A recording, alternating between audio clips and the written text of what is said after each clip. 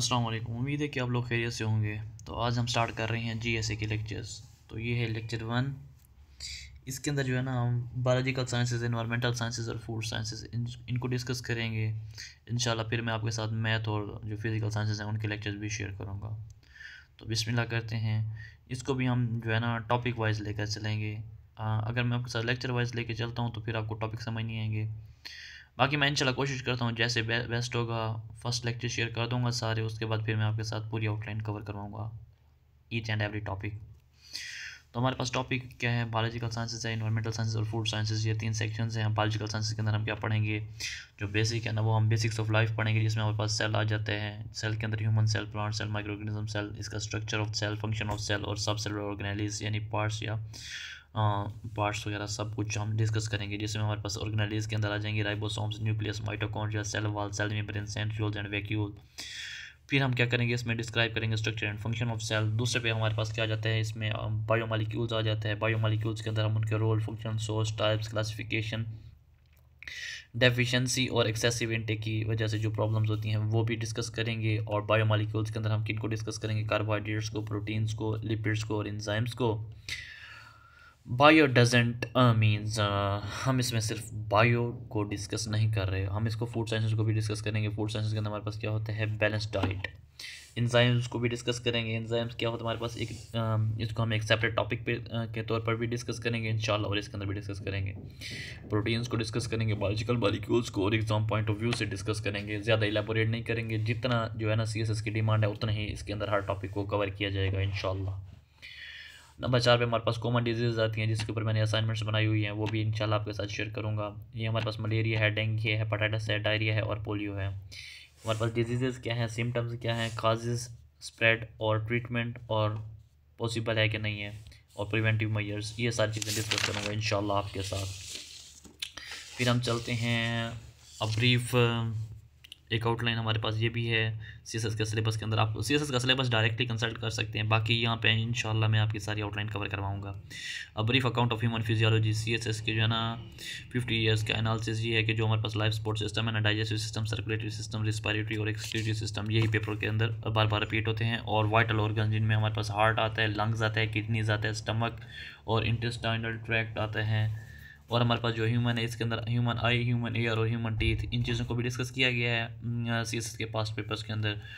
क्योंकि हम जो सीएसएस है ना इसकी एग्जामिनर रिपोर्ट या पास्ट पेपर्स की बेस पे ही अपना एनालिसिस करते हैं और अपने कोर्स को कवर करते हैं। और दूसरा जो सीएसएस हमें आउटलाइन देते हैं एफपीएससी सीएसएस के लिए, तो उनकी बेसिस पे फिर हम अपना कोर्स भी ड्रा कर लेते हैं, क्योंकि वहाँ पर सिर्फ ये लिखा होगा a brief account of human physiology. बाकी जो चीज़ें हैं ना ये हम पास्ट पेपर्स और एग्जामिनर रिपोर्ट वगैरह से और अपने एनालिसिस से लिखते हैं या करते हैं, ताकि हमें मुश्किल ना हो फिर पेपर के अंदर।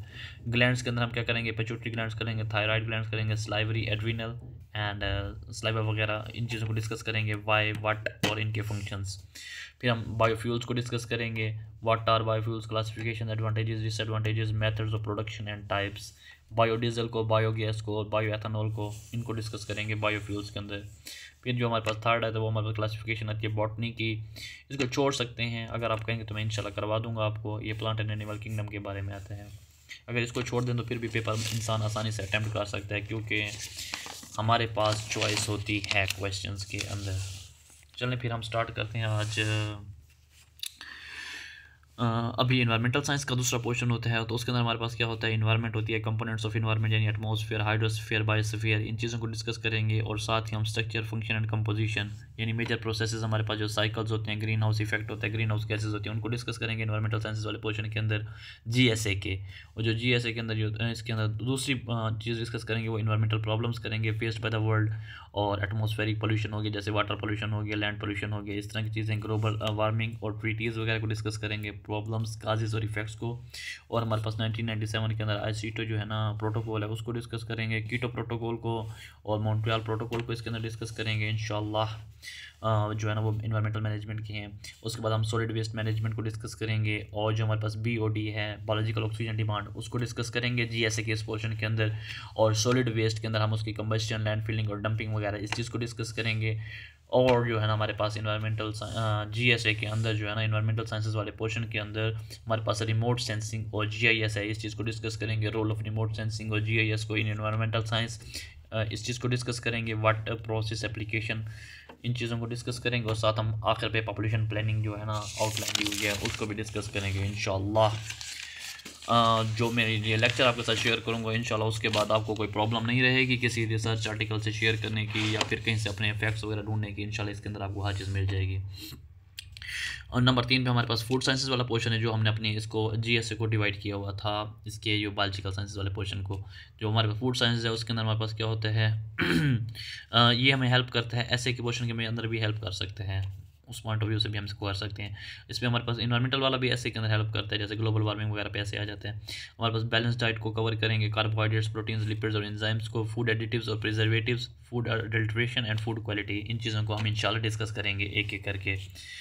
फिर हमारे पास क्या होगा, रीडिंग मटेरियल हम लेक्चर पे भी आप डिपेंड कर सकते हैं, और अगर आप लेक्चर पे डिपेंड नहीं करना चाहते तो आप नोवा की या फिर CSPs की, वर्ल्ड टाइम्स की बुक भी ले सकते हैं, क्योंकि जो ये चीज़ें हैं ये फैक्ट्स हैं और इनको कोई तब्दील नहीं कर सकता है। इसमें कोई चीटिंग, कोई कॉपी, कोई रट्टा नहीं चलता, ये सब की चीज़ें हैं। अब जिसने जो है ना बैलेंस डाइट पे लिखना है तो बैलेंस डाइट की जो डेफिनेशन होगी वही लिखेगा, जो फैक्ट्स होते हैं वो थोड़ा वेरी कर सकते हैं। बाकी जिसने फूड एडल्ट्रेशन की डेफिनेशन लिखनी होगी या उसके डिजीज़ या इफेक्ट्स लिखने होंगे वो थोड़े बहुत इंसान खुद सर्च कर लेते हैं। बाकी जो है ना मैं इंशाल्लाह कोशिश करूँगा कि आपको हैवी किस्म का नॉलेज मिल जाएगा इसका इंशाल्लाह। और मैथ वाला पोर्शन भी मैं आपको ऐसा ज़बरदस्त करके करवाऊँगा कि आप एक बार जब कर लेंगे उसके बाद 2-3 बार प्रैक्टिस करेंगे तो इंशाल्लाह आपके मैथ वाले पोर्शन के अंदर फुल बाय फुल मार्क्स आएंगे, और जो साइंस वाला पोर्शन है इसके अंदर भी इंशाल्लाह आप याद रखेंगे।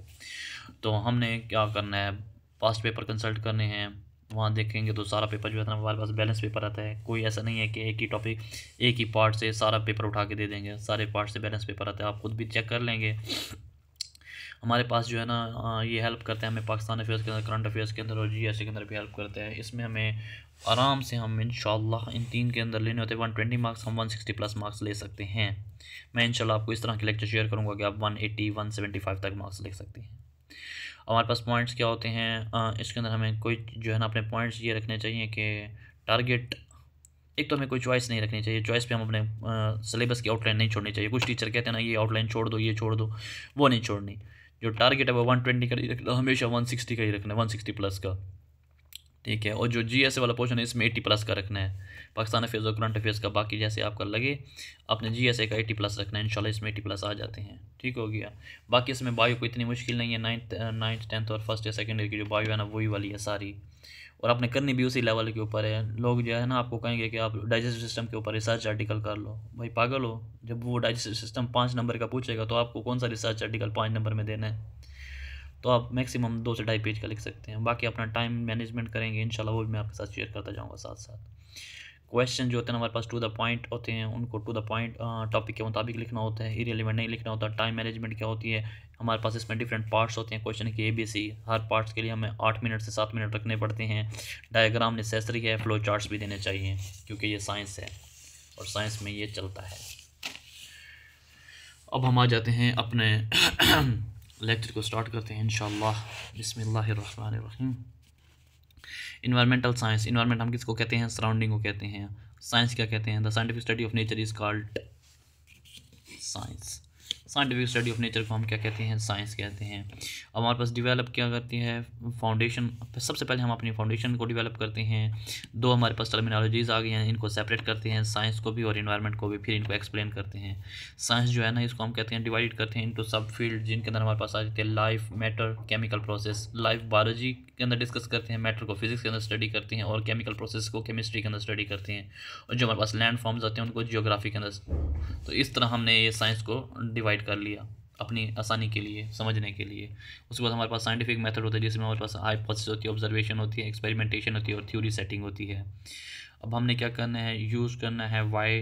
अब पर्पस जो हमारे पास क्या होता है साइंटिफिक मेथड को यूज़ करने का, टू गैदर नॉलेज, किस चीज़ का नॉलेज, इन्फॉर्मेशन, नेचर को किस लिए हम नॉलेज गैदर करते हैं, नेचर को समझने के लिए। नेचर के हमारे पास क्या होते हैं, 2 पार्ट्स होते हैं, एक लिविंग पार्ट होता है, एक नॉन लिविंग पार्ट होता है। लिविंग पार्ट को हम बायोटिक कहते हैं, नॉन लिविंग पार्ट को हम एबायोटिक कहते हैं।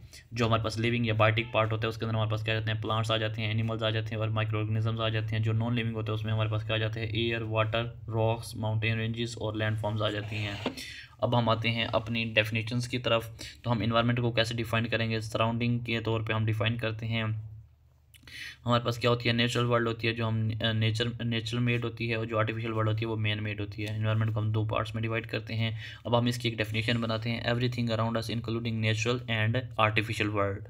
तो इसको हम क्या कहते हैं, इन्वायरमेंट कहते हैं। नेचर वर्ल्ड जो होती है नेचर बनाती है, जो आर्टिफिशियल वर्ल्ड होती है वो मैन बनाता है। अब हम इन्वायरमेंटल साइंस की जो है ना डेफिनेशन निकालेंगे और उसकी फिर इम्पैक्ट देखेंगे स्टडी वगैरह के ऊपर। ठीक हो गया। तो today human is more improved as compare to past. जो आज का इंसान है ना वो पास्ट के इंसान से ज़्यादा इम्प्रूव्ड है। साइंटिफिकली ह्यूमन इम्प्रूव हुआ है, कल्चरली ह्यूमन इम्प्रूव हुआ है। और क्यों इम्प्रूव हुआ है, to meet the needs. Age of globalisation है हमारे पास, ये difficult life more easy life today. जो पुरानी लाइफ थी ना वो बहुत डिफ़िकल्ट थी, लोग केव्स में रहते थे। आज की लाइफ जो है ना बहुत ईजी, आपको हर चीज़ मिल जाती है। अब जो है ना इंसान ने इन्वायरमेंट को क्यों मॉडिफाई किया, हम इन्वायरमेंटल साइंस को क्यों पढ़ते हैं, क्योंकि ह्यूमंस की क्वेस्ट है बेस्ट से बेस्ट की तरफ जाना, और ह्यूमंस ने इंटेलेक्ट डेवलप किया है विद टाइम। तो इस वजह से फिर इंसान अपने आप को इम्प्रूव से इम्प्रूव करना चाहता है, और उसने किया है। हम इसको डिफ़ाइन करेंगे इन्वायरमेंटल साइंस को, मगर पहले मैं आपके कुछ कंसेप्ट्स बना रहा हूँ, इंशाल्लाह वो बन जाएंगे, फिर हम कर लेंगे इसको डिफ़ाइन भी। इन्वेंशन ऑफ स्टीम इंजन, ये इंसान के इंटेलेक्ट की मिसाल है। 3 पे हम क्या करते हैं, प्रैक्टिकलिटी ऑफ साइंस क्या है, हमारे पास साइंटिफिक इन्वेंशंस हैं। इंडस्ट्रियल रेवोल्यूशन जो है ह्यूमन ने स्टार्ट किया, ये 17वीं सदी का जो यूके से स्टार्ट हुआ था। ठीक हो गया। आफ्टर इट जो है ना, जब ये हमारे पास इंडस्ट्रियल रेवोल्यूशन आई है, यहाँ से फिर इन्वायरमेंटल साइंस का जन्म हुआ, क्योंकि यहीं से तबाही हुई है इन्वायरमेंट की। अब देखते हैं कैसे हुई है, हम अभी डिस्कस करते हैं, इसमें कोई मुश्किल बात नहीं है। After it natural environment changes start, air pollution, water pollution, land pollution, global warming, climate change and eutrophication, production of algae on ponds. जब इंडस्ट्रियल रेवोल्यूशन है, इंडस्ट्री की वजह से फिर हमें ये इन्वायरमेंटल प्रॉब्लम्स का सामना करना पड़ा है। ये टुडे के इवेंट्स हैं, नेचर को हमने डिस्टर्ब कर दी है। केस स्टडी हमारे पास क्या है, 1952 की हम लंदन स्मोक इंसिडेंट को देखते हैं, तो वो एक केस स्टडी है। फिर क्वेश्चन अराइज होते हैं कि ह्यूमन इंटरफेरेंस की वजह से नेचर डिस्टर्ब हुई है। फिर हम 1980s में जब जाते हैं तो देखते हैं इन्वायरमेंटल साइंस यूएस और यूरोपियन यूनिवर्सिटीज़ के अंदर स्टार्ट हो जाती है as a separate academic discipline. फिर ह्यूमंस के अंदर हम देखते हैं क्या है इन्वायरमेंटल, ह्यूमंस को क्या पेश आ रही है, इन्वायरमेंटल प्रॉब्लम्स, चैलेंजेस, प्रॉब्लम के एक्सटेंट, चांसेस ऑफ प्रॉब्लम्स, और हमारे पास effects on human, political life and economic life, and solutions of the problems. तो फिर हम आते हैं इन्वायरमेंटल साइंस की डेफिनेशन की तरफ, जिसका आपको सुबह से इंतज़ार था। ये पिछली सारी जो कहानी बताई है ना वो इसलिए बताया ताकि आपको एक प्रीव्यू पता हो कि इन्वायरमेंटल साइंस है क्या, क्यों आई है, क्यों ज़रूरत पड़ी है, क्या वजह बनी है, क्या इंडस्ट्रियल रेवोल्यूशन है, इंडस्ट्रियल रेवोल्यूशन के इम्पैक्ट क्या है ह्यूमैनिटी के ऊपर। फिर हम जाके इसको डिफाइन करते हैं। It is all about the study of infections in between the humans and their surroundings, specially natural, how they effect each other. हमारे पास क्वेश्चन राइज होता है, today environmental problems faced by the world, scientific consensus today, humans and human activities are the main cause. All the problems are instigated by human activities or actions. All human activities or interferences have accelerated after industrial revolution. Means industrial revolution is the main reason behind environmental degradation. All have occurred with the human activities. हमने जितना भी environment को तबाह किया है अपनी activities की वजह से तबाह किए है। और अब मैं चलता हूँ, मैं कहता हूँ कि मैं ये आपके साथ जो है ना ये नेक्स्ट लेक्चर के अंदर एयर पोल्यूशन डिस्कस करता हूँ, ताकि आपका लेक्चर बड़ा ना हो और आप परेशान ना हो। हैव अ ग्रेट डे, इंशाल्लाह we will meet in next lecture soon. मैं आपको टॉपिक वाइज चलाऊँगा ताकि आपके आउटलाइन में कुछ मिस ना हो जाए।